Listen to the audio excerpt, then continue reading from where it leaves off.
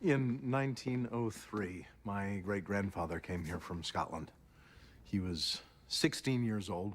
I remember when I was about 7, him telling me that he had sailed across the ocean to find his fortune. It was the happiest day of his life, he said, the day he arrived here in the United States of America. Our nation is so different today. It's crowded, too much traffic, not enough housing, not enough jobs, not enough care. We're overcome.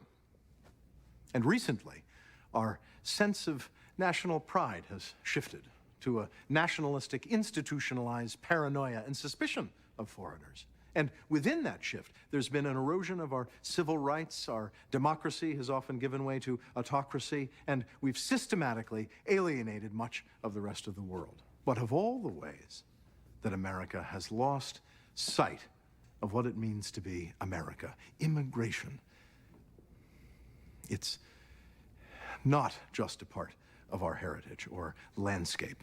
It's how we were born as a country and then became the American dream. Understandably, we can't just keep letting everybody in. We've got security issues, limited resources, and at some point, but what to do with those who are already here and have been here for years as part of our communities, our workforce, our families? Do we just throw them out for being undocumented? Because as a nation, we've cultivated them, wooed them to be here. And what exactly do we mean by undocumented? Many of these people have documents spilling out of their pockets. They file tax returns, they're issued driver's licenses, library cards. The government actually paves the way for illegal immigrants to open bank accounts here. Bank of America and Citigroup offer them loans and mortgages. WellPoint, the nation's largest healthcare provider, sells insurance to them, while Sprint and Verizon offer them cell phone contracts. Contrary to the popular myth that undocumented workers are a drain on our economy, they are in truth vital to it. That's why this issue is so complicated. In a very significant way, either you or a family member or a friend, we all have at least one, if not many, undocumented immigrants living in our lives. And if we just start whisking them away, every one of us will lose people we care about, rely on, people we love.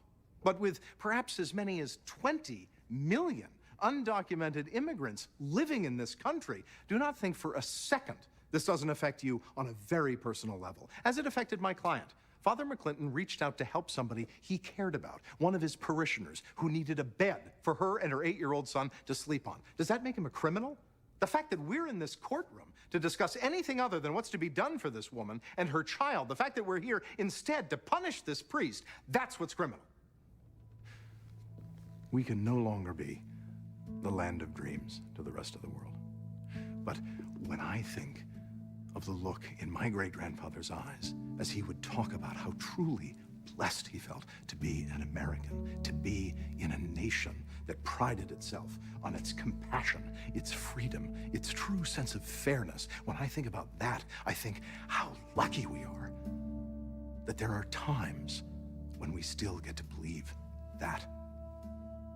Please go back to that room and declare this day to be one of those times.